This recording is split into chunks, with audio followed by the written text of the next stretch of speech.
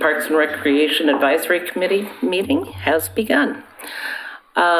Introductions, better known as roll call. Starting on my far right. Troy Bollinger. Doug Neely. Brent Haverkamp. Sean Datchler. Karen Morey and Jeff and Alicia are both officially excused tonight. Derek Kugel.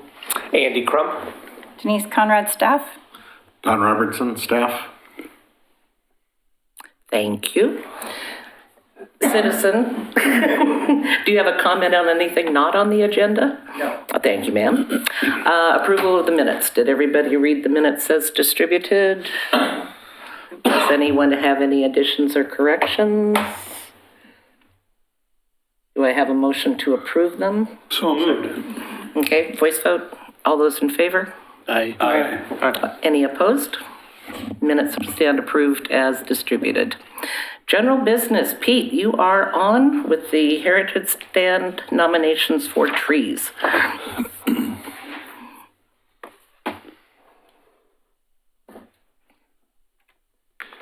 Good evening, everybody, and thank you for the invitation to speak. And let's see if this works. My name is Pete Walter. I'm with the Planning Department, and I'm also the staff to the Natural Resources Committee.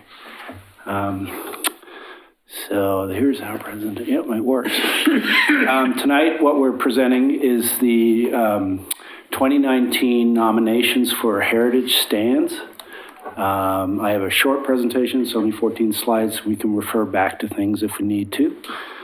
So we have two nominations. We have the Park Place Park and Mountain View Cemetery. But before we talk about those, I just wanted to talk about the purpose of our Heritage Tree Code. Its basic intent is to celebrate voluntary recognition of heritage trees. These trees can be located on private property or public property, and they can be nominated if they have a natural resource values or heritage values, ecological, historical, etc., that are of special importance to the city. This is not intended to be a regulatory code. We have lots of other codes that deal with tree protection that apply. So we have some definitions. Heritage stand means a group of two or more trees that have been designated as having that type of importance. There's another definition that the Natural Resources Committee also provided, that a grove or a stand means at least two heritage trees that are separated by no more than 20 feet. I wouldn't get too hung up on definitions. Heritage tree means one that's been designated. You may hear people talking about heritage trees and things, but in the Oregon City Municipal Code, it means something very specific. It means a tree or a stand of trees that's been designated by the City Commission through the process in Chapter 12.32. We have a lot of other trees that are considered important, obviously, and there are street trees and other trees, but when we're talking about Chapter 12.32, we're just talking about heritage trees. There are criteria for designation. We have heritage criteria, and there are 4 criteria, and at least one of these criteria must be met. The tree is associated with an event, or the life of a person or a group of historic significance, or that tree itself represents something significant or distinguishable about Oregon City, or it has horticultural or ecological significance. And then we have what are called site and condition criteria, and all of these criteria must be satisfied. The tree must not be listed as invasive, and basically the party that's going to be taking care of the tree consents to the nomination. So if it's a tree on private property, the property owner must consent to it. If it's a tree on city-owned property, the city commission, basically needs to consent to it. The way that nominations work for trees in parks is that the Natural Resources Committee will provide a recommendation to the City Commission about the nomination, but we first need an advisory opinion from the Parks and Rec Advisory Committee about that. So with respect to Mountain View Cemetery, there are 3 trees nominated. They're all giant sequoias next to the monuments. And as you can see, these are good-sized diameter trees. I've got the 1, 2, and 3. Tree number 1 has a diameter of about 70. Tree 2 is 88, and tree 3 is 130. And these are estimates. The nominator is Dee Dee, she's here, and the city owns this property. And here are some pictures from the packet that you guys have. And, you know, we can refer back to these. I'm just gonna show you what I've excerpts from our packet. In Park Place Park, these consist of 3 sets of trees. We have 19 Gary oaks or Oregon white oaks, 2 Douglas firs, and a row of 6 Atlas cedars. So I'll talk briefly about these ones too. And Park Place Park, these photos are just a sample of some of the trees, but I drew a red boundary around all of the oaks in the lower left corner there, so you can kind of see where those are. If you're on site, and I went up there today, you can see fairly easily all the ones that are on the bottom part of this, but you can't really see trees 4, 5, and 6 from there. But they're back there, and they're good size. I didn't put the diameters on this slide because that information is in your packet. So then we have 2 Douglas firs. We've got the arrows pointing those out. And this picture here of Lisa Novak standing by one of them. And a row of Atlas cedars. So how designation works, designation is formal and complete when the city commission approves of the nomination. And on a city park, we're not really sure what legal mechanism needs to be in place, if any, that designates the tree as such. I mean, we've got existing heritage trees listed on the city website, which is a sort of a formal record. And that may be adequate, but I anticipate that we'll be discussing this more when we go to the city commission, because this is the first time that trees have been nominated in a city park. With the exception, I correct myself, of the area above Waterboard Park, which was designated as a heritage grove. Now it's called a stand in 2010. And then what does this mean in terms of protection? So if a tree is considered a hazard, or in the future, you know, something happens where the tree needs to be evaluated because it's either dead or diseased or dying or hazardous, then the city manager has the authority to allow that removal, but the burden of proof is on the city to show that the continued presence of the tree is going to be unsafe or something and outweighs the public benefit provided by that designation. So in the code, it talks about what are considered obligations or reasonable burdens on a property owner.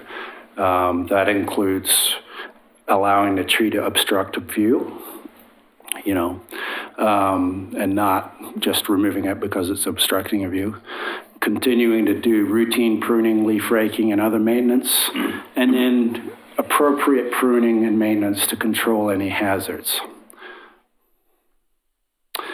So that's my presentation.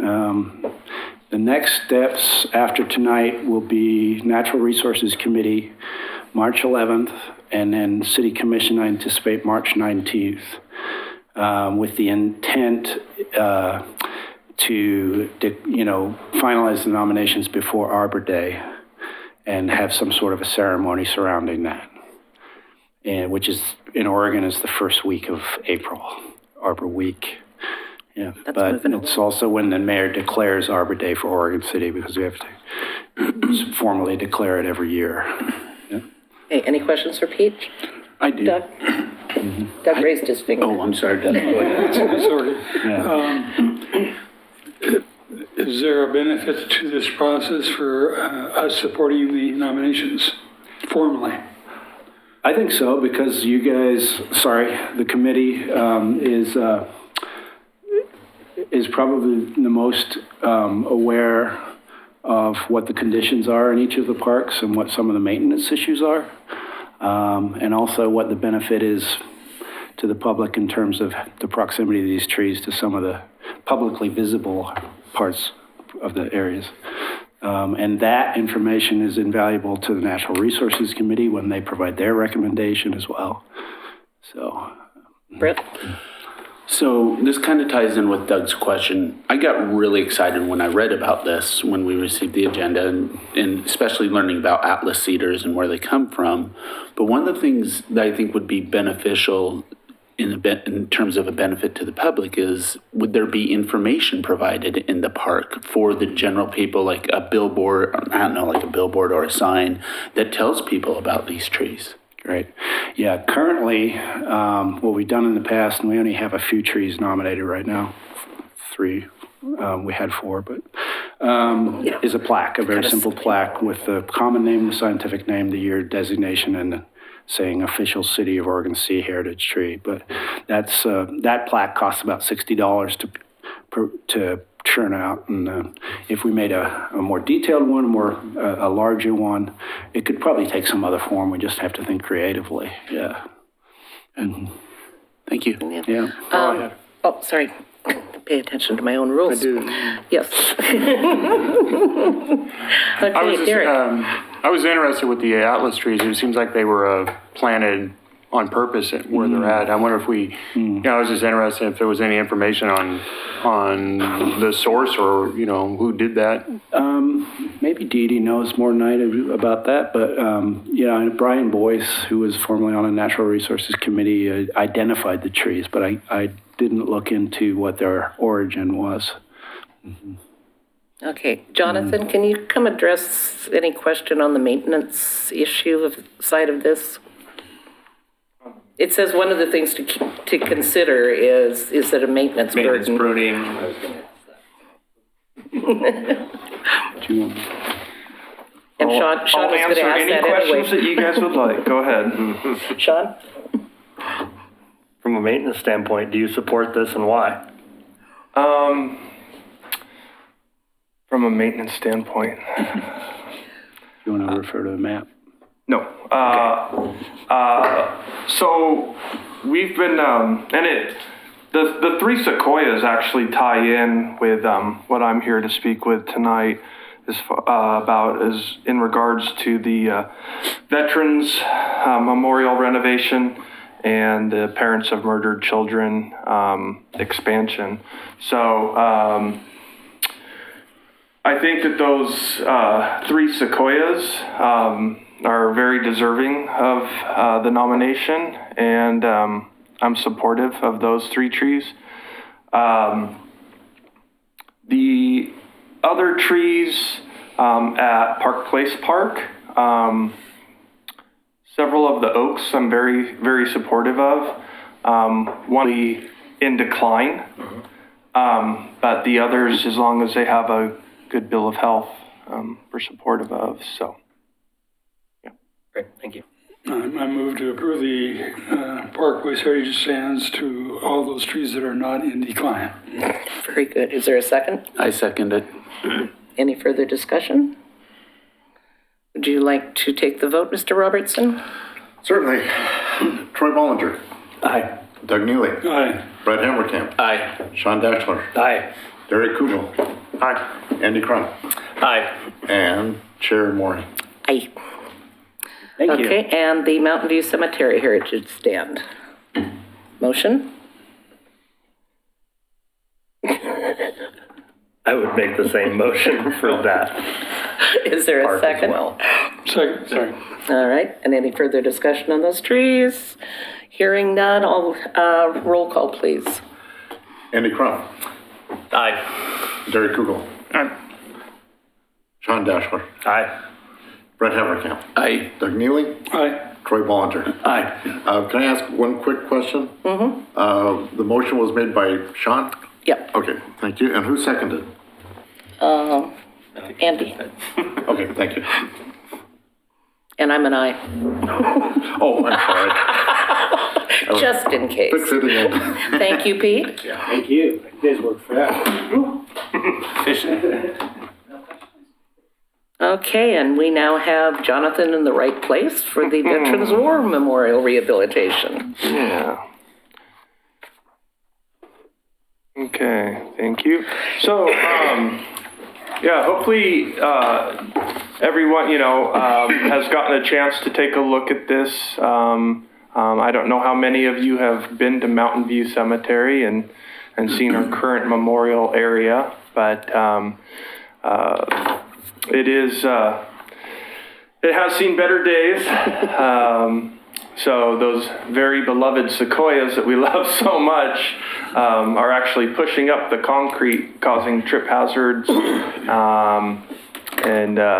So our hope has been that we've been working with several different stakeholder groups and with a couple of key goals for the approval and renovation of this area. So the number one priority for us on this site was to create an ADA accessible area. This is where we hold our Memorial Day event every year. We have hundreds of people who come to recognize that day. And this is the site where we hold our event. During that event, currently, we have to make sure that everything gets a fresh coat of paint for all the trip hazards, and it's really a mobility issue. So number one was to create an area that had ADA accessibility. On the east entrance, there's currently stairs. We were hoping to try and get away from having any stairs, but we once again couldn't meet that criteria. So there will be the removal of the stairs on the west side, making that ADA accessible. The other side will continue to have stairs, but there will be handrails, and it opens up the access in that area, making it a lot better. Also currently, the seating in there are wooden benches, so we'll be replacing those with precast concrete benches, and we'll also be relocating the bronze memorial plaques that when the memorial was originally put in, they put them in the concrete, and we're going to remove those from the concrete, get them up onto into a more visible place, and then we'll also be adding podiums, which will represent each branch of the armed forces. So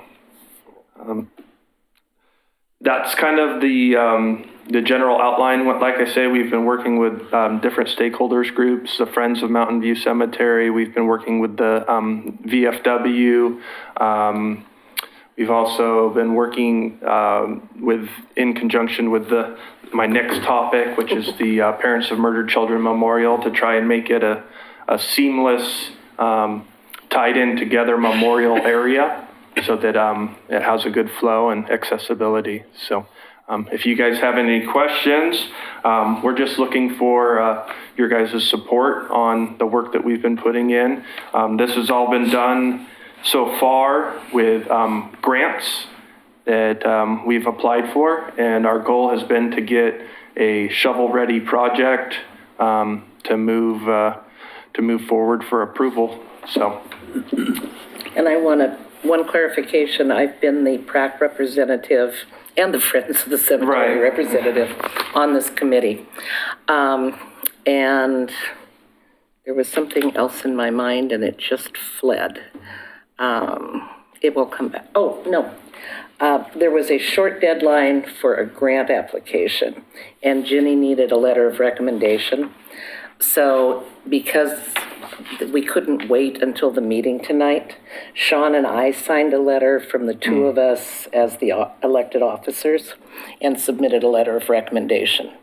So tonight, if we have a motion and we approve support of the project, then in the future, any letter of recommendation would come from the full committee and wouldn't have to come back to you. So, okay, questions? It's not about this specifically, but I've always been surprised of the very few names that are on that particular plaque. And I presume there's a mechanism of getting names of veterans onto the plaque. It would be good if we could get the word out. I don't know what that mechanism is, but get the word out of the families who perhaps have had veterans who have died or something, to let them know that there's space available. I don't know how that could be Yeah, done. and what you're currently talking about is the memorial wall. Yes. Which is not designated as a wall specifically for veterans, even though it's in that area. It went through, we did all of our homework and all of our research, and we did find where it had been approved. So, you know, it's one of those things where that's an extremely large wall, and it's going to be extremely expensive, if not possibly damaging, if we try to remove it. So we were doing our best to try to work with it, and that's one of the other things that we really want to do in this memorial area is look for ways to communicate better with people. So making sure that we have signage, letting people know what it is. And also in reference to the sequoia trees, I talked with Pete today. You know, he was talking about if it did get approved by the commission to have these 3 sequoias designated as heritage trees, that, you know, could we implement somewhere within the site to have that plaque so that there's something that people can read and understand the significance of these trees. So we hope to have. And I'll have to say, I've spent several years saying, move that wall. But the biggest problem with it is there's no explanation of what it is. It's people that aren't buried in that cemetery. They're Oregon City people. Oh, I see. So it's like there's one couple, he qualifies for burial at Willamette National. So he had his name and his wife's name put on that plaque because they won't be buried there when they die. So some of them are veterans, but they aren't all. And but this way now, it's going to actually explain what that wall is. Okay. And then also the existing bronze plaques were all sold in the 50s when that property was given to the VFW. And as far as we can tell, that was their fundraising to build that first memorial. So, and they're connected mostly with World War I, World War II veterans. And I have been in touch with one family and let them know what we were planning. So, and they'll become more visible now rather than being walked all over. Other questions? Well, if I might, does the VFW know what's going on? They've been on the Zoom? committee. Yeah, Yeah. I would guess that was the case. Yeah, the commander's been active in this. And reading through the history, they were involved in the very beginning of the early 50s. And so it was kind of a thing that, of course, the history things had been forgotten. And so it kind of kicked them back in gear to get involved in a project they technically were involved with 75 years ago. And when this area was designated to be developed as a memorial, it was developed to be a memorial for all wars, and we've kind of lost track of that, and so we're kind of hoping that, you know, we'll be able to catch up on that and make sure that it continues to be a memorial for veterans of all wars. You said that it would be funded by grants. Would that cover the whole expense? Yeah, so this is not a inexpensive project by any means. The delicate, the way that we're going to have to build this and minimize any impacts to these sequoia trees, the way that we're in having to wind and increase for the ADA compliancy, the permitting that's going to be necessary. This is a big project. It's not that large of an area, but the steps that are going to be necessary to complete this are going to be not inexpensive. So we have identified several grants that we're going to go after, hoping that we'll be able to get those. We've also been approaching it from a multi-phase approach. So number one for us is going to be the ADA accessibility and obviously the meeting area. Some of the other more decorative sides of it might have to come in a second phase if we can't successfully get those grants. Mm-hmm. But we're very optimistic that. What kind of budget are you thinking? What type of a budget? Yeah. What are we talking about? I think just roughly off the cuff, it was considered to be about a $300,000 project. Oh. But that's not including the possibility of donations. So we're going to be looking out there for some possible donations of materials, things like that. So just also kind of depends on bids and how it comes in, and our phased approach and how we're able to piece that all together. Karen, are the Friends of, it's called Mountain View, is that what it's called? Yes. Yeah, are they looking at ways to help fund? Well, let's some say of these we're a very small group right now. I'm in. Yeah. But, I was actually going to add, there's Like public been fundraising. some discussion with staff about, this was community fundraising originally, and this would be a really good project to try some community outreach. Jenny's turned information over to Kristen Brown, who's the city communications person. And I talked to Kristen a little bit Tuesday night and told her I'd love to help and see maybe if there's something we can kick off this year on Memorial Day to start getting donations in from the community. Because, the sooner we can get everything done, the better. Grants, you have to wait until they come up, and True. then we're looking for more grants. What about So- like for Memorial Day weekend, putting up, phase 1, phase 2, or kind of the scope of the project and possible ways that people can pay, get Pass money? the hat. Pass the hat, Yeah, that's, exactly, yeah. I offered to find some people to volunteer to help stand there with jars, but, and I had, one of my suggestions has been that we have a big blow up of what it'll look Yeah, like, and then information. But for I people. think with Kristen Brown's help, social media, Yeah, social- we have exactly. we have hundreds of folks who turn out for our Memorial Day events. So Yeah. I'm asking a naive question, but can you do with public, can you do like GoFundMe type things? No. You cannot? That's kind of a sticky wicket for a government For a government entity, agency, yeah. okay. And we're not a 501c3, so, Yeah, okay. yes. So when you talk about a phased approach, how long are we talking about? Has it been scoped? Has there been a timeline put in place for the different phases, and how many phases do you think?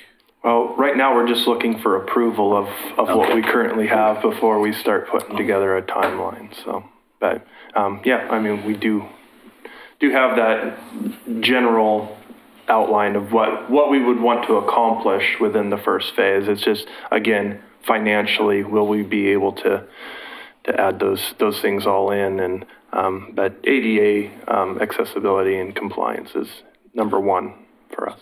So are we thinking like each phase is a year, a couple months? Okay, don't know yet.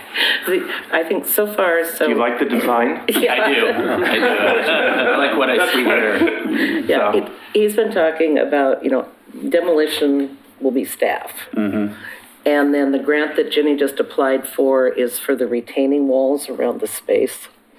And then gonna sequence the grants to phase stuff in. But the sooner you get the money in the door, the quicker we can get to it. Yeah. Because this is a shovel-ready project, so, which is wonderful, that's what we needed.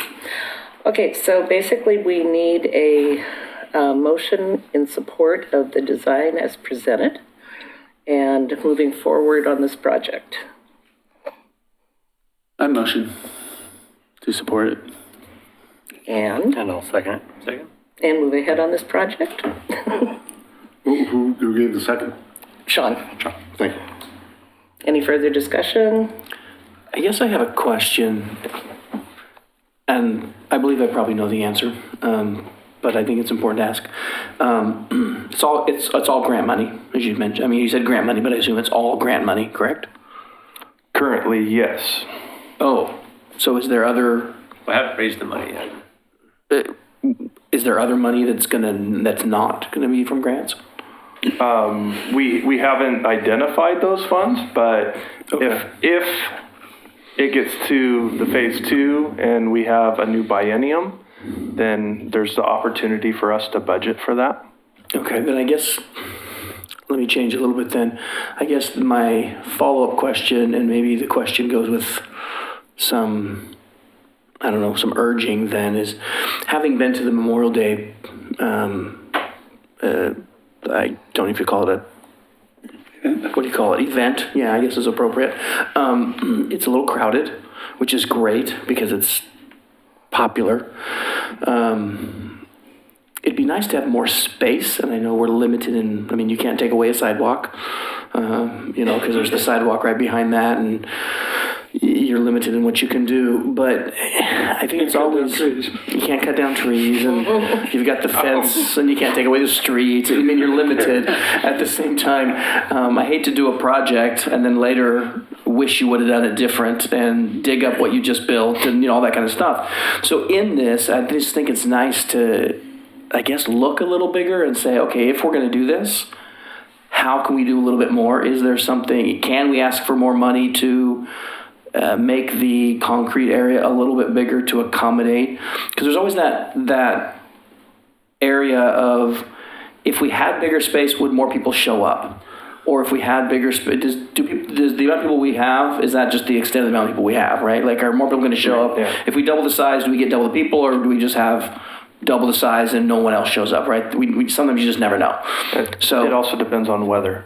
And then there's weather, and then there's parking to go with. I mean, you can build a stadium twice the size, and if you got a parking lot that's half the size, you just don't have, people aren't going to come, right? So anyway, just something to consider, that if you're going to do the project and if you can get more funds, it'd be nice to have some more space to do some stuff. At the same time, it's not an event venue. Yeah. So we're not really, I mean, as you look at it, it's not going to be expanding, but I think our ability to use the area yeah, will improve. I guess that's my point, is what can we do to it to make it more usable for what it is? Yep. So, Well, and John, also, anyway. aren't there kind of site constraints because of the slope?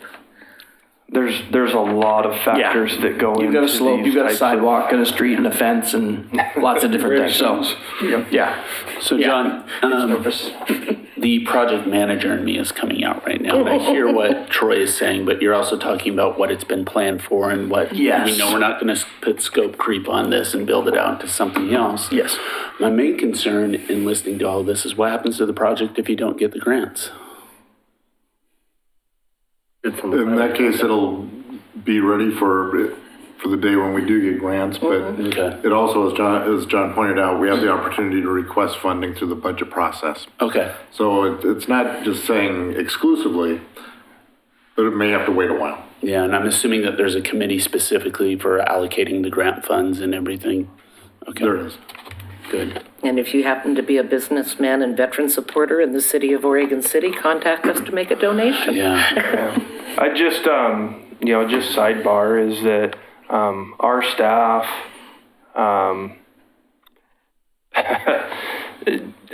office staff have worked amazingly hard to work on these grants. And every single grant that they have applied for, they've gotten. Great. That's a pretty good success rate. They're just phenomenal, and so I'm pretty positive and optimistic that Cool. that we'll be able to get those, but not Right. going without that. Yes, there are possibilities that we would not get them. It's a great purpose too. It is. It's a great project. Absolutely. And I wasn't trying to put naysaying into it, but it's just thinking things through. Devil's advocate's always out there, It and always works. yeah. We'll just keep looking.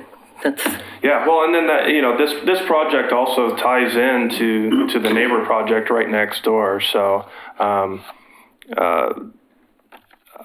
they're not here tonight with us, but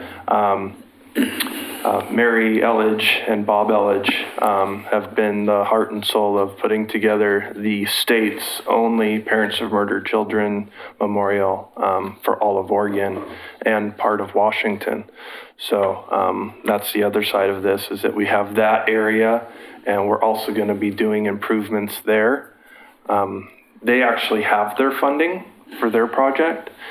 So, and that'll, like I said, there's actually going to be the walkway that will then tie into the war memorial area. And Right. Okay, so let's get you to that in just a minute. Any further discussion on the motion? No. Hearing none, vote? Terry Kugel. Aye. Andy Crum. Aye. Sean Dashler. Aye. Brett Haverkamp. Aye. Doug Neely. Aye. And Troy Ballinger. Aye. And Chair Moore. Aye. There we go. And I have a comment now after the vote. I just wanted to commend you for the work on this. I think this is an outstanding project. From my knowledge, it's either Karen or you started this whole thing. And, I just picked on him a lot. you know, and you and I started talking about this early on, and you and I have talked about it before too, and it's wonderful to see where it's come from to where it is now. This is just kind of a grassroots effort. The second is a question. Would a project like this, I think the answer is yes, but I'm going to ask it anyway. So if another nonprofit in the city, such as the VFW, attempted for a Metro Enhancement Grant to support this project, would that be one of those things that would qualify? I'm thinking because weren't there Metro Enhancement Grants that were done by private individuals for other park facilities? I think Jenny's applying for that. yeah, that is one of the grants Yeah. that Because we're you can planning do that on, as a but are city you now. talking about trying to do it in conjunction? No, as I asked that, I forgot the the city city's can apply. now allowed to do that, and they used Correct. to not be allowed. So I was thinking if that would be a way to bring in outside money, but you're already going for it. So then I think what you should do, if nothing else, is ask the VFW for an endorsement on that grant. Yeah, and the VFW said, let us know that there's also other grant opportunities through them that we could possibly apply for. So we're looking into all those options, but obviously grants take a lot of time too, and we're also a 55-acre operational, 5 days a week. So And two people trying to keep- answering all the phones for the park We'll department. do what we can to help get you the and money. yeah, oh yeah, and the parks department. Okay, on with parents of murdered And to children. answer your first question, sorry, Karen, was it me or was it Karen? It was time. Yeah, it's teamwork. It's making it all come together and working together for success. So And I just think it's important for everybody to know, though, that this was how it started. You're out there every day recognizing here's a dilapidated thing that shouldn't be Scary. that shouldn't look like that anymore. Some of these things I've seen Doug do that before with other issues, and after a while it takes somebody to stand up and say that's not right. We need to step up. we'll get there. Okay, POMC. Yeah. So the parents of you want to bring that up? Again, I've already spoken a little bit to this, but so it's the one and only in the state of Oregon. We hold a service here every year in the fall. I don't know how many of you guys have been to this area, but it's very, very serene. Unfortunately, one of the, and it makes me think to your comment, Brent, was that, as a project manager, you're thinking, and they built this area and thinking with growth and expansion, and unfortunately, all the walls are full with names. And so what this project is to do is to add an additional 8 walls. The walls are numbered up there. We'll also be adding additional seating to try to make people want to linger a little bit longer, maybe spend some time in this area reflecting. Let's see. A memorial shelter for families. So one of the problems that we have in this area is that a lot of the families like to come and leave items and a lot of times either just the wind blows them, things go missing. So number, is it 14 on that map? 14, yeah, is just an area where families can kind of come, maybe leave some items there. We get decorated rocks, flowers, again, different decorative items that family members want to leave. And they were wanting to have an area, and we were trying to get them something where it's not necessarily on the memorial area itself, but maybe more offset, something a little bit more private for the families to utilize. Part of their project will also install a life-size bronze angel statue. And then just overall, right now as you come up the steps from the POMC, you're out in the lawn area. And what we're hoping to do is connect that lawn area over to the Veterans Memorial using crushed granite, so it will be ADA compliant, and then we'll be connecting that through. So we will have a loss in some of the lawn or grass area, but we're also hopefully going to be adding more to the landscape area. So again, I don't know if you guys have any questions or concerns about this one, but we're just looking for approval of it and moving forward. Yeah, go ahead, Doug. It's not a question, but if anybody ever has a chance, I'm sure a lot of people have visited, but to walk around the backside, because I don't know what to call them. They're not sayings, but they're statements. And I was really particularly moved by one. It said, "You don't get over grief; you get through it." And it struck me as a very good statement of how people look at grief and so forth. And it's so if you ever get to the backside, there are interesting things to see on the backside as well as the nameplates themselves. Yeah, and that is one component of it too, is that hopefully that will connect up to where the new stones will be, where we're having to add the names. So, yeah. One of the things I didn't realize till I looked at it more closely, you do get a sense you're walking behind something, and people do miss that. This actually kind of increases that flow, especially since you'll be able to see the shelter. And if you can't tell, because this blow-up is the first time I've been able to see it clearly, on the left, the ex-patio is the Veterans Memorial. I hadn't realized you marked it Existing patio. It will be the ex-patio. All right, is there a motion of support of this as designed? So moved. Second? And vote? Sean Dashmore. Aye. Brett Haverkamp. Aye. Doug Neely. Aye. Troy Bollinger. Aye. Andy Crum. Aye. Barry Kugel. Aye. And Karen Moore. Aye. Thank you. Excellent. Thank Can I you ask guys a very question? much. You bet. About this? Maybe I should have posed it before, but is there anything in there, I didn't see it on there, about grief resources available for those that show up? Yeah, there's nothing Any with it, consideration yeah. for that? I mean, I know that's not the purpose of it, but a lot of people that would be attending there could benefit from something of that nature. Pamphlets, phone numbers, and in some cases, even as much as, suicide prevention and things like that. Yeah, no, and maybe that's something that we can work with the county, has a lot of that. Because people will be coming here that new wounds, old wounds, wounds that are healed, wounds that are not healed, just different phases and things like that. I think just even a small section, maybe not plastered, maybe not certainly the main purpose, but something. Available. Yeah, yeah. But the parents who've had their children's names added to that are dialed in with the organization, and they have a fantastic website. Well, maybe they would be the resource that could provide something else. Yeah, some way to contact them or, be in touch with them. And there could be others that show up to this that aren't necessarily the parents of the children.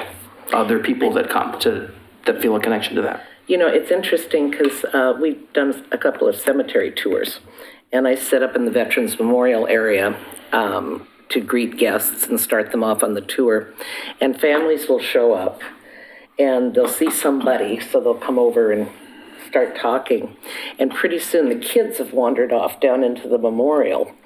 And then, you know, the parents will kind of go catch up, and I've had several parents come back up saying, I don't know how to explain it. It's like, well, you know, whatever you feel is appropriate for your children, but, you know, this is what it is, and it's beautiful. See, and those are some good resources too, So- how to explain it. Yeah, that's a good We've had resource. people who've wanted to have their funeral services there. We've had people who actually wanted to have their wedding there. It really is just a beautiful, peaceful, tranquil little area, and yeah. Okay, yep. Yeah, I just, I forget the name of the woman who has organized this. Mary Ellen. Yeah, that's right. When it was originally built, she actually told me it was the only one in the Pacific Northwest. Now, I don't know if that's still the true. It is. You mentioned Oregon, but it's even greater than that. I'm just curious, is there an age cutoff for not? No, Your child is your child. Okay. that's right. And they've also added one panel for law enforcement officers. Yeah, so Officer Lipke is recognized on the wall. That was a couple of years back, and yeah, that is a discussion if they would have an area specifically for law enforcement, firefighters, people who are in the line of services like that. So Brent, what was your question? If there was an age cutoff, I didn't know if it was for 18 and under. So but- children being a minor, just, Right. the answer is no. If it's your child, it's your child. Yeah. Exactly. Anything else? Nope, we're good, All thank right. you. Thank you. Denise? Sorry, multitasking. Yeah, well, okay. Time to get this on, that off. Clicking this, moving that. So I am going to give you kind of a high-level off-leash dog park area or dog area. So OLDA is how we abbreviate that. About 4 years ago, so 2 parks directors ago, this plan or process to move forward with off-leash dog areas started. A subcommittee was formed, and the idea was that we would do pilot areas for a year of off-leash dog areas. And let's just say it's been more than a year. The survey was produced, I believe, from the subcommittee, 12 questions. They were posted out there on a survey platform. Those 12 questions came back as a survey result November 1st-ish, 2019. And kind of the high-level view of this is about 157 participants responded on our survey. 146 were residents, according to the survey, and 11 were not residents. Oregon City's population per the census is 34,622. So this is obviously not a statistically valid survey, but it does give some good information at different viewpoints throughout the survey. So 94% of our participants own 1 to 3 dogs, which is good. That helps with, their dog owners. Then looking at this, the big takeaways for me is 77 respondents hadn't used our OLDAs. So they'd have not been to our off-leash dog areas. So of the 157, 77 haven't been there. So for me, that first part really plays out that maybe we need to do a little bit more public outreach, information, and education about where they are, what they are, and potentially signage. So that was my first takeaway. The next part is that 56 of them have visited Wesley Lynn. So a predominant number that actually have visited are saying they've been at Wesley Lynn. So the other part that I took away from the visits portion is there is a contingency that are all leaving the city to go to different off-leash dog areas. So there's a there has been across the board, whether they're going out or they're here, that they want a strong sense of preference for fenced off-leash dog areas. Tyrone Woods will be our first official fenced off-leash dog area, and that will then also give us some feedback. We'll be building that one this summer. So we're kind of looking at that one as our first big official test of how those work. I think what I kind of garnered from this is that the fenced off-leash dog areas are the preference. We've tested unfenced. I went up and I talked to planning to see what it would take for us to do some temporary fenced areas. And it doesn't take much for us to do them in some areas to test it. So I guess I'm coming back to say, I think that in and of all of these, there's suggestions for different park areas to have dog parks. There are 54% of the respondents, only 151 responded to this particular question of whether or not they're satisfied. 54% are dissatisfied. So I don't think that we've met the expectation, but I think that we probably need to do more public outreach on what we're intending to do, how we're moving forward with these.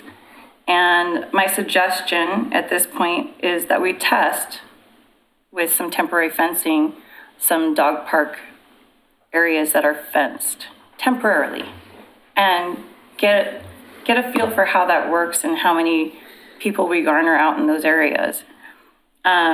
Whether we do another survey after this and see kind of what's there. For me, it looks like a lot of our survey participants weren't the ones that were out there in a lot of our off-leash dog areas. So I guess I'm looking to PRAC, seeking a recommendation to support a process to formalizing some of our pilot off-leash dog areas, fenced or unfenced, and testing a couple of temporary fenced off-leash dog areas and devising a plan to move forward with that. So it's short and sweet, but there's a lot of conflicts within the information in the survey. Yes. So I didn't want to dive into the weeds of it, but just give an overview projection of, I think, what the feel of the survey brought back, and then kind of get into a process of moving forward with our off-leash dog areas.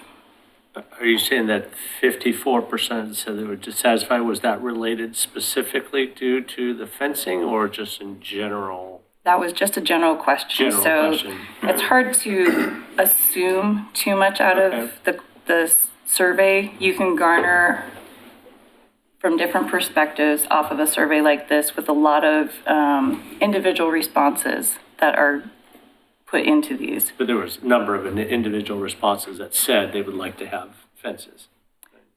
Yes, 75% of the respondents said that they would prefer fenced or prefer fenced but don't use off-leash dog areas. And then 20% said, so the question was, would you be more likely to visit a fenced dog park than an off-leash dog area? And 156 answered. 75% said that they prefer fenced or they prefer fenced but don't currently use an off-leash dog area. 20% said no, but would visit both an off-leash or a fenced. And then only 5% no, they preferred unfenced off-leash dog areas. Unfenced off-leash. So it's a small contingency of those who answered the survey that would want just unfenced. But I think it's predominant in some of the individual answers where they were visiting that were outside of Oregon City were fenced. So a number of these respondents had a preference for fenced. Yeah.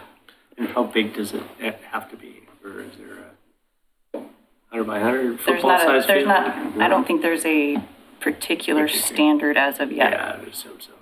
And before any more questions, just to clarify here, we have discussed reforming the dog park subcommittee, who would then work with Denise on possible locations and pros, cons, expenses, planning, et cetera. And I would hope that by the May meeting, have a recommendation for us. That pushing it? It might be pushing it, being that I'm doing several other projects at the same time, but I think that we can definitely move forward. Have a preliminary Have some report in May? preliminary reports by May. Okay. So I guess I can just do that. Anyone interested in serving on the subcommittee? I can help, and I know Jeff had expressed interest. Jeff has already said that he'd like to be reappointed. He was on the previous one. And also Lisa Bill volunteered. Daniels and Lisa Novak, who are former members, said they'd like to continue working on it. What's the commitment? It would be up to the subcommittee. If you want to meet in person, if you want to meet by email, you'll need to stay in communication with Denise. I would be interested, but I don't know the commitment levels. Yeah. Oftentimes, things like that, or an email will go out saying, hey, what do you think about getting together Wednesday at 5 o'clock for about an hour and a half? And it kind of Okay. kicks off a discussion, and then from that meeting, it kicks off one or two more, or it's easy and that's it. Sometimes it's a one-night commitment. Okay. And the subcommittee would kind of delve into that 54% unsatisfactory and maybe find out why these people are unsatisfied? I don't think that I don't think the survey platform gave us the opportunity to then go back and ask Okay. questions Yeah, of on them. that question or comment, I think in my own research and just listening to in my inner circle, or actually my wife's, social media is, I think, confirms what you're saying. On 2 points, there's ignorance of the existence of the off-leash dog areas. And also then, and from what I gather, most of the negative reviews is basically the fenced area. I think that, it doesn't take much to look online and find that out. I think also, just kind of on the anecdotal side, we receive periodic complaints in the office, believe it or not. Probably the most frequent complaint I get regarding the off-leash dog areas is the lack of fencing by people that don't have dogs or don't want to be associated with the dog. So they'll walk along, the dog will run up to them and jump on them and sniff around them, whatever, or frighten them. And so the majority of the complaints that I receive are more from people saying, That makes sense. why can't we have a fenced dog area so I don't have to be? Yeah. That makes sense, yeah. I'd be in It that makes a lot crowd. more And I think sense. that's a huge, I mean, Okay, I hang on. totally agree with that. Yeah, So totally. I will, the danger you're in when you're not at a meeting, I'm going to appoint Jeff the chair. Since he is continuing on the subcommittee. And ask him to contact the other members and Denise and to have some preliminary recommendation at our May meeting.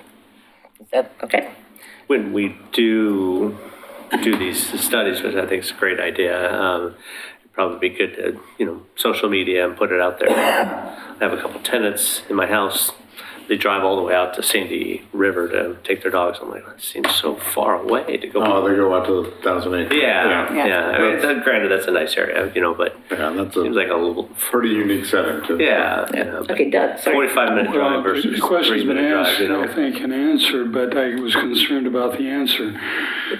If your survey platform, as I understood the question right, doesn't permit you to look at those that are dissatisfied and find out how many of them wanted fenced areas, then there's something wrong with the platform. You should be able to. Yeah, I think it was as much design of the survey. Yeah. The survey was too wide open. It needed to be narrower. And unfortunately, sometimes you get some of the best minds together in a room and say, let's do a survey. And unfortunately, the best minds aren't necessarily skillful survey designers.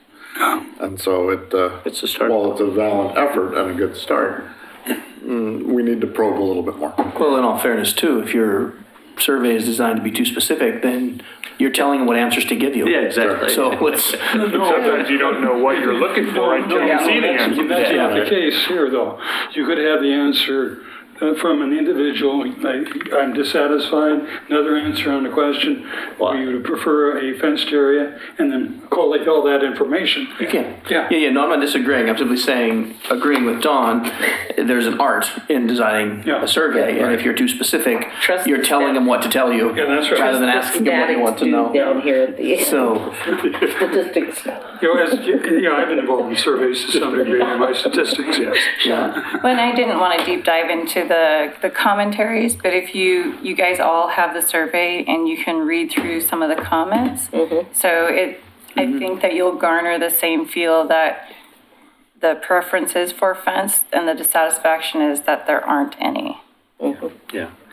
So my comment, I've got a lot of history on PrAC on this topic. Lisa Norman, who was chair of the PrAC in August of 2013, first kicked this topic off. I have the email right here. And her topic said, pilot project is being considered that would allow off-leash dogs in part of a city park. Please let us know locations. And this went to staff. So that was August 2nd of 2013. I pulled that up in my email the other day prepping for tonight. And I thought it was interesting because I remember being on the first subcommittee in the discussions, and we thought it was going to be a one-year process. We would just bada bing, it'd be done, and we'd move on. And so for me, sitting for at least a decade up here, the concern is dog parks are one of the biggest complaints. We need them. We need more of them. And what I didn't catch from any of the survey, though, was are our current 4 locations the right locations? And that was what the initial purpose of the test was for. We tried to space them in different parts of the community. So I think that's very important. My first guess would be Wesley Lynn would be the best place to toss a fence up and test it. I am all in favor of that. But just putting that out there that we can't move it quickly enough on this. I know project management of other things take priority, but just in general, I'm glad this is back to the forefront and we're not losing sight of it. Now I don't feel bad about the short deadline. Okay, anything else, Denise, that you need? Nope. Okay. Want to take about a 5-minute break? Okay. Good.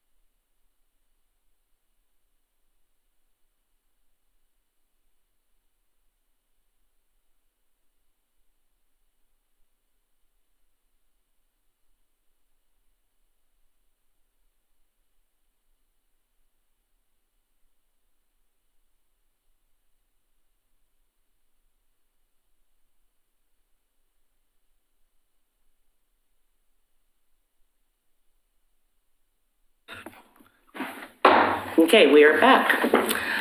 Did we want to finish any discussion on the dog park? Apparently not now. Okay, down to the goals. And I'm going to preface this. Click on goals, the word goals on your screen. Click on documents. Then click view document on the little pop-up box. So literally we are all on the same page. That also means even if you do request to speak, I won't be able to see you do it because I'm off the agenda. I am asking everyone, please raise your hand if you have a comment to make and be acknowledged before you make the comment. All right, so Don, would you like to kick this off? I will start it, and then I'm going to throw it over to Troy real quick. So let me get started here. On my very first meeting, and it was December 5th at 7 o'clock, I believe, one of the topics that I'd put on the agenda was to discuss and formalize, or what I believed was approve, the proposed goals for the PrAC. What I learned was that they had already been approved, and that there was a subcommittee consisting of Troy and Chris Cook, who were working on reformatting the goals. At that point, we said we would come back and revisit those, and I had talked about my handy little list at the bottom and designated that tonight would be the night that we would come back and revisit those, shown review goals 22720 tonight. So since that time, I have met with Troy. We have discussed the goals very briefly, but mostly we discussed the format. So at this point, I would like to turn it over to Troy and have him kind of walk through the format with you. Okay. So these are the goals that were approved, or this was the format that was approved. And then Dawn, and I had submitted the new format that Chris and I had together as a subcommittee, if you will, put together. And then Dawn had emailed that out to the group earlier, was that yesterday? Yes. Yesterday. Yesterday. So what you're looking at your screen is not the new format. What the new format is in your email. So what we're doing tonight is we're not approving goals because they've already been approved. There's nothing to vote on or approve because it's already been approved. The goals are approved. We're not changing goals. All we're doing tonight is looking at the new format. And this came about because the discussion started with the approved goals were, in my opinion and Chris's opinion, and I don't have the record to know who else supported it, but there was support that these weren't goals, but rather ideas because there was no tracking with them. It was subjective with staying informed and continue this, but there was no check mark. There was nothing that could say, yes, we did it, no, we didn't do it. And there was nothing, since there was nothing that said we did or didn't do it, there was nothing that could allow it to be moved off of the list or changed or updated. And so because of that, we reformatted it, and that's what you have received with in a grid format, where we could have updates and notes. Troy, is your button on? Are you red? Yes, it is now on. And so, do I have to start all over? No. Okay, so now I turned it off for the break and then I forgot to turn it back on. So with the updates and notes, and then measure of success, so how we're going to measure that success, and then the date completed. Once completed, it can of course stay on the record but removed from the list. And then down below, we all agreed that there were some items that were of importance, and we left these on there because although they weren't our main focus, there were members of the committee who believed these were still of importance, and we didn't want to just kind of throw them away or take them, off the radar, but they weren't goals. They weren't where our focus was going to be, and we didn't change those because they weren't checklist items, but they were kind of to stay on the radar, and they were left on there as is.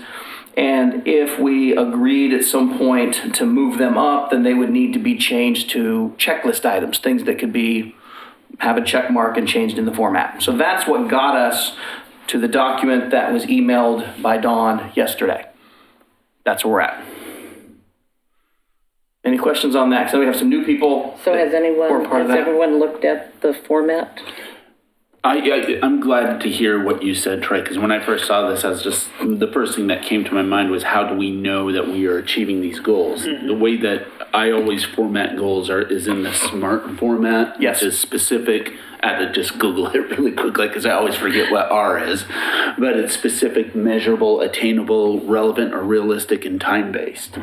And so to put timelines in how you're going to get there is very important to achieve these goals. And we used that term SMART goals when we had our discussion, was exactly that reason. Yep. And so it's important to note that we didn't change the goals, we simply changed the format. Now you'll notice if you look at the two documents, there are some things that have been omitted, and there's some things in red on the first one, and that's simply because by the time we got from one document to the other, there were some things that were done. So they came off.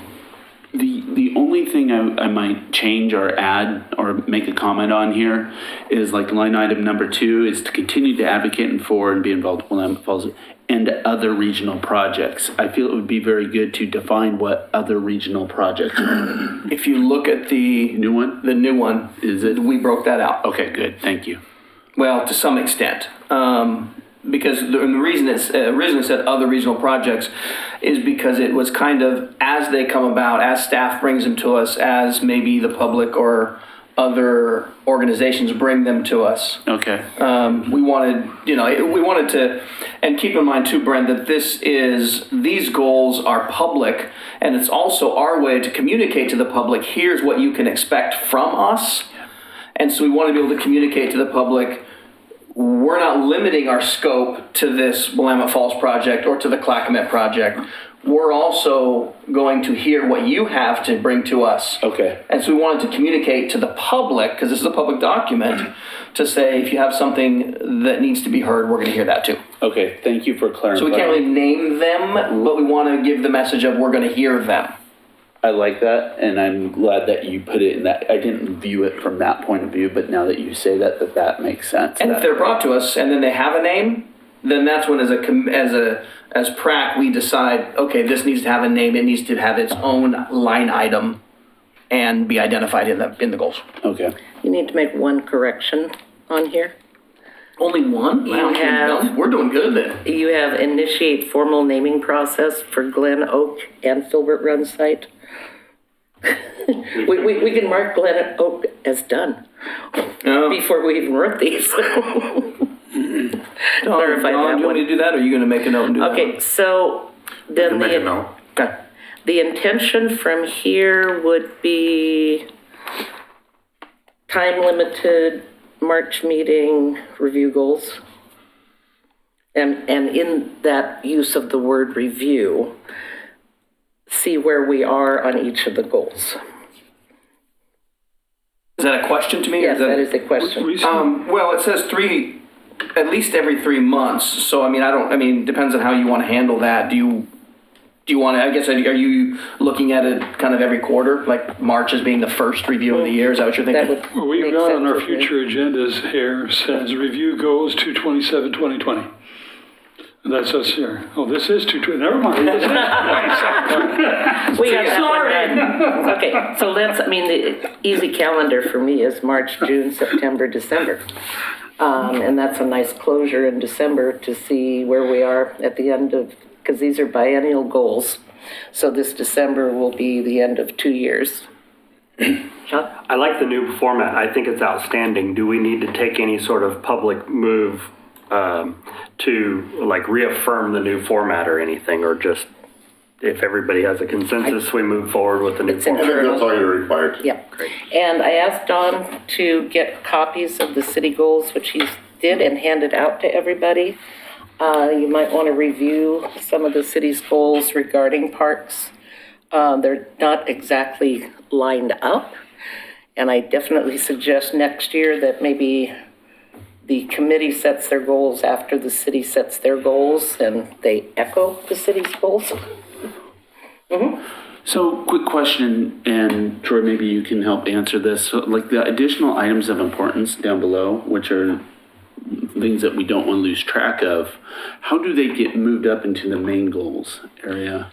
There is not a process for them to automatically be moved up. The way they get moved up is somebody on the committee brings it forward and decides, or not decides as the member, but the committee then decides if it's moved up. Ideally, and somewhat theoretically, as in with any goals, the ones on the top get completed. So the idea here is that because these go through 2021, we don't want to get in a situation where 9 months into 2020, everything at the top has been done, and we got nothing to talk about through the end of 2021. We're done. We wave our hands. We're not even going to meet, right? Goals are done. We're over. So ideally, all of these lists keep moving. And so as things get accomplished in the upper section, things from the bottom get moved up or erased. Maybe they become less of importance. Things aren't as big of a deal, or things just handle themselves before they become of greater importance. Even the bottom section, we can add to it as a committee things that become more importance that maybe I can't even give a suggestion or an idea because maybe it's not of any importance right now. We're not even aware of it, right? And so these things they're kind of fluid and they keep moving. For example, they initiate the formal naming, done at some point, right? The Clackamas Park, the master plan, done at some point, and these things will come off the list. And the other part of that is too, staff is aware of what's on there. And as staff priority and time allows, some of those may just naturally move up. If staff decides that it's time to name this park, or gee, we haven't had that fun in a long time, let's name this park. And also as we do the reviews, we may see a place where it's time to move that one, Sean. I also want to say I really like where the conversation on this is going, but I think that one thing we should change our tone on a little bit is rather than trying to make our goal conform to the city commission's goal, I think we should have our goals such that they are ready to provide input to the city commission for their goal the day that they establish them, so that then they're congruent with ours right from the get-go. I think we should be advocating for that stuff in the months leading up to theirs, so that they're not relying on simply a staff member's opinion, expertise, but also the rest of us. I mean, I think it's really important to change that. Good. Okay. One thing I do want to point out about this format that I'm not completely satisfied with, well, not even with the format, just the goals, is I guess it's really mostly just about where it says continue to meet with city commission members and receive reports to work on waterfront master plan. There's no timeline on that. There's no definitive. That's not a checkbox. That one was a little bit difficult because when we were tasked with this, we had to stay within the goals. We weren't tasked to change anything. So we didn't feel it was tough to have a timeline on that when there wasn't a timeline in the goal. And so as we review these, it's my suggestion that as we review these on every 3 months or at the appropriate time, that as a committee, we change that goal to be more in line with the SMART goal. But the two of us didn't feel we could actually change the goal because it would require then a discussion and a vote and redoing the goals and all that. So we kind of had to leave that one a little bit sloppy. But anyway, I just wanted to at least point that out. The Parks Master Plan and Clackamas Park Master Plan. Both need dates, but those are also goals from the City Commission. So those two may be a suggestion next meeting on what a reasonable timeline would be, if we can figure out where the commission is. Well, but that's not my point. We don't get to control those dates. That's what I am saying. We need to get that information through staff if there's any idea. I'll talk about that at the update. Okay. At the next update. A lot of that is going to be budget driven also. Okay. Yeah, but my point is not those at all, but the continue to meet portion. And we may want to change that to meet with the city commission X number of times, which again, if they don't agree to meet with us, then we can't control that timeline either, right? We don't drive that. We don't, and so we may choose as PrAC to even remove that as a goal. Doesn't mean we're not concerned about it, but If we can't control how often we meet, then we really shouldn't have it as a goal as how often we meet. If we can't control when the master plan is finished, we can't really have a goal as to when we finish the master plan. You can't make it a goal if we don't get to control it. So, Okay. something to think about. I wanted to point that out. On to member reports. Anything exciting to report? Okay, Derek. No. Of course, I always have to have something. The next cleanup at Mountain View Cemetery is on Saturday, May 2nd. We'll let you recover from all the Earth Day stuff going on. And that'll be from 9 a.m. to noon at Mountain View Cemetery. And if you go on Facebook to Friends of Mountain View Cemetery, there is a link to the SALD sign-up or an email address that you can email to me, and I can record that you will be attending. We like to try to get the attendance in advance whenever possible. And that was that. So I have one member report. I attended the daddy-daughter dance with my daughter, and I would say that I really repeat myself every year. It's amazing. It's outstanding. The staff does a superb job. They should be commended on it. Even the Abernathy Center's food is fantastic. The venue fits. They have extra tables. I just can't say enough about how well organized and run that event is. And I know that there was a price increase this year. I don't think that price increase had any impact on the participants. And I heard no comments. I mean, obviously the dads kind of talk around the tables, and it was fantastic. The one challenge that I know that staff has every year is what things to do there. So they have a photo booth where you can put little fancy face things on and take your pictures, and that thing worked really well. The balloon, I don't know, what do you call it? Balloon maker guys? Balloon artist. Balloon artist, thank you. Our first year there was one, and it was probably a 45-minute wait, and they've increased that to 2, and I think that works very well. Obviously, they had to pay more for it.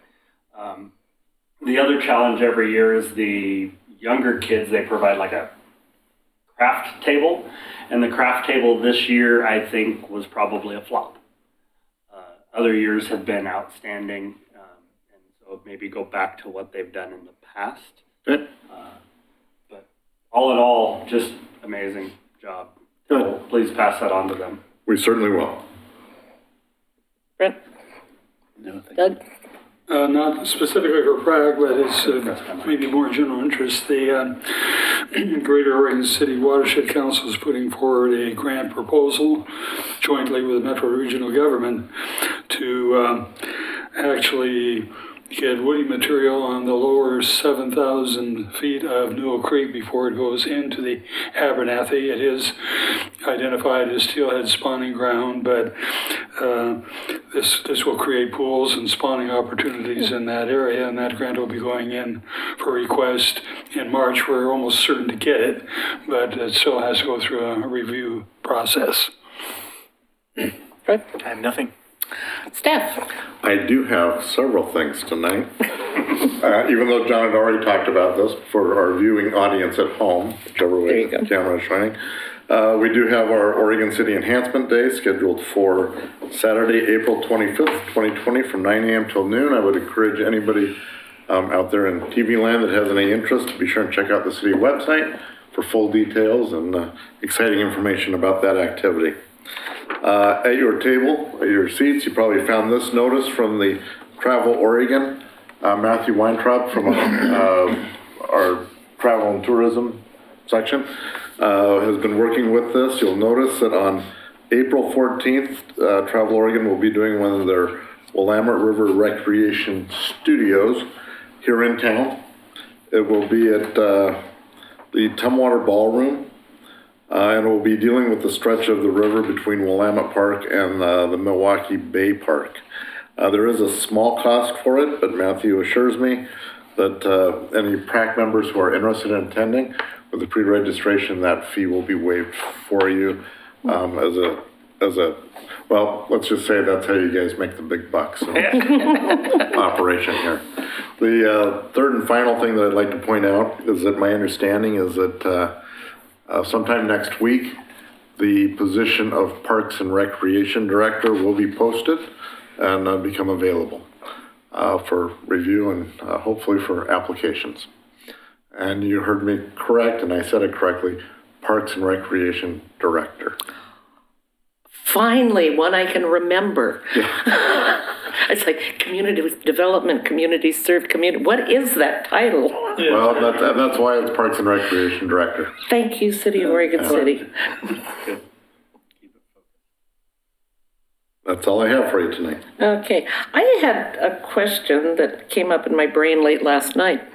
I had been working with Phil in a subcommittee on signage for Library Park, and we had finalized a design for the sign.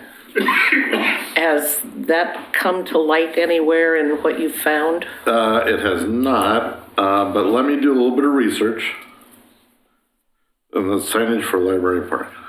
Okay, let me do a little bit of research and get back to you on that one. Okay, because we'd gone all the way through full approval of the final design. So, Let me take a there look, see what I'm sure it's there. okay, so is there anything off of the future agenda items list that anyone would very much want to see next meeting? Yes, next meeting being March, heading into the summer season, I'd like an update on Tyrone's construction progress if possible. Okay. I don't know if it's next year. Okay, and is there anything new to report on the Operations Center? We can do a quick report on the Operations Center in March. Okay, It won't be a full detailed report, but we can kind of let you know where we're at in that process. okay. Done. It's been a long time since we've had a joint meeting with the city commission on funding. We need to pull that in somehow, and, because we just had that one meeting and then that's it. Yeah. And it's critical. I was gonna bring that to you in, wanted to come back in either April or May with some All right. discussion information on that. Let me shoot for April on that. Okay. Okay. And I just noticed that I will need to have an excused absence next month as we will be in Southern California for spring break. So if you want to do the Tyrone Woods that month, that would be fine. But I can watch the video or we can push it wait till to you're back. April. We can do it on four. You had one more report. Buena Vista House.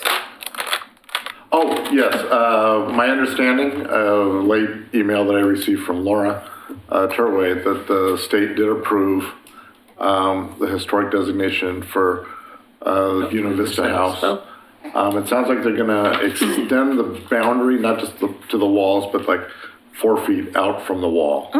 Walls of the building itself, so it encompasses a little tiny piece of the ground. My concern was that I was planning on doing a miniature golf course around there. The windmill and probably not a good idea. No. Okay. Thank you. All right, we are concluded. We are not concluded. You asked me to raise hand, so I raised hand, and I got missed. I don't mind a request to speak button. Did it work? Because it's not lit up. Does it work? Future of, it's not showing up over Yeah, mine's here. grayed out. It's not working.